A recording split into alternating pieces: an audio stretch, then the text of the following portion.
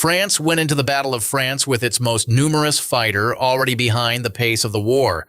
The Morane-Saulnier MS-406 had entered service in 1938, more than 1,100 were built, and it equipped much of the fighter force, but pilots were stuck with a machine that could turn nicely and still fail the basic test of 1940 air combat.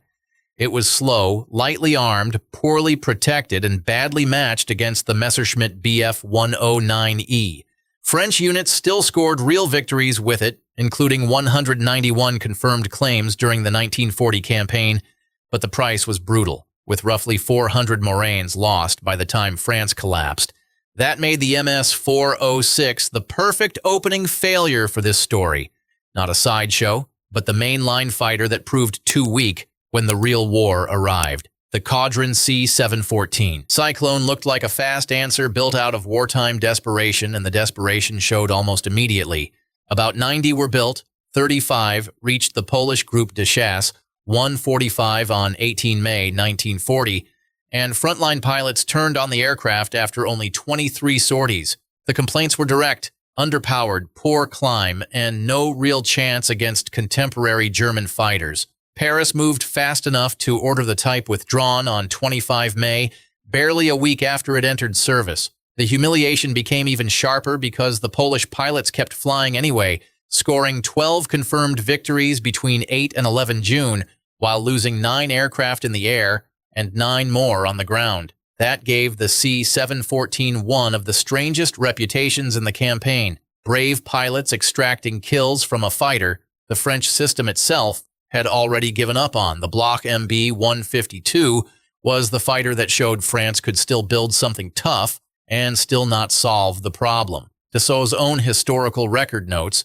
that by 10 May 1940, the French Air Force had accepted 363 MB-152s, and official records credit the type with 159 victories in the Battle of France. That sounds like a success until the rest of the picture lands. The same aircraft suffered from weak range, poor high-altitude maneuverability, and a power plant that never quite gave it the margin it needed. Nearly 270 blocks were destroyed in combat or abandoned in just 6 weeks, and official figures also record 94 MB-152s lost in combat. The MB-152 earned respect for sturdiness and diving speed, but it never became the clean French answer in the air. It fought hard, killed enough to matter, and still ended up as proof that partial adequacy was nowhere near enough in 1940. The Potez 63.11 did not fail quietly. It failed in public over the front, while carrying the job France could least afford to lose.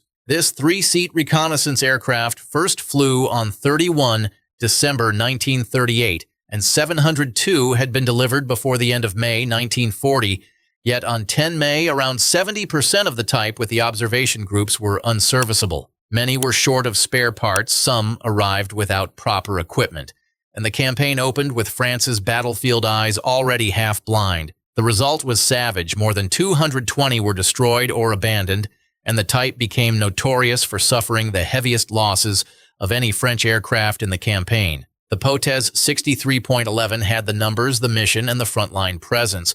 It also had the worst possible wartime reputation for a reconnaissance machine. It could find the battle, but it could not stay alive above it. The Bréguet 693 was built to hit hard at low altitude, and low altitude is exactly where it got bled white.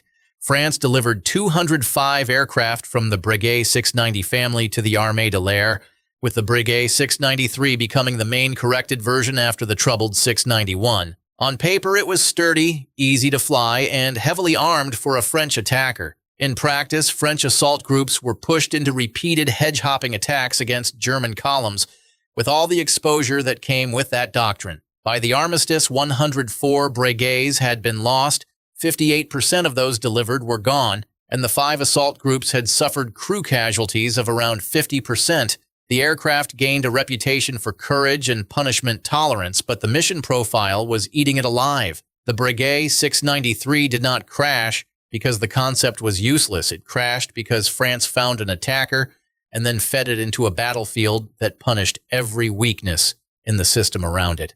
The Loire-Nieuport LN.411 was France trying to build its own dive bomber answer, and the answer folded almost on contact. In 1939, the Army ordered the land-based LN-411 after following the dive-bombing lessons of Spain, then rejected the type in October as too slow for successful operations, while the Navy absorbed the batch instead. Only 45 LN-411s were built, and the combat record turned vicious in a matter of days. On 19 May 1940, 20 of the Loire-Nieuport dive bombers attacked German forces near Berlaymont. 10 were lost on that one attack, and 7 of the survivors were damaged badly enough to be unfit for further operations. In about a month of fighting, the two squadrons using the type lost roughly 2/3 of their strength. The public knock against the aircraft never really recovered from that image. France had copied the idea of the Stuka, but not the conditions that made a dive bomber survive long enough to matter.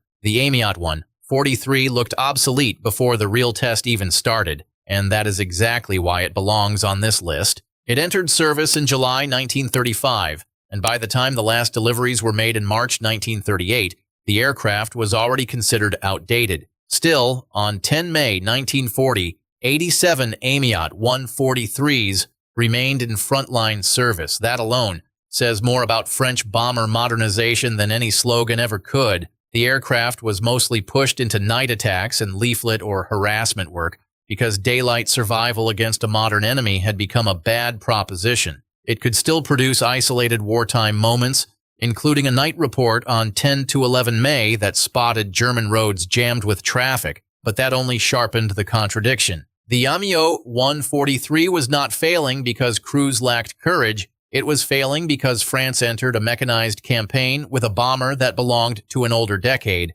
The Lioré et Olivier LeO 451 finally looked like the modern French bomber everyone had been waiting for, and the timing made that almost tragic. On 10 May 1940, the Armée de l'Air had 222 LeO 451s on charge, but only 54 were ready for combat. That is the whole story in one number. France had the shape of a serious medium bomber, but not the readiness, not the maturity, and not the time. The first major combat sortie came on 11 May with 10 aircraft, and the opening lesson was immediate.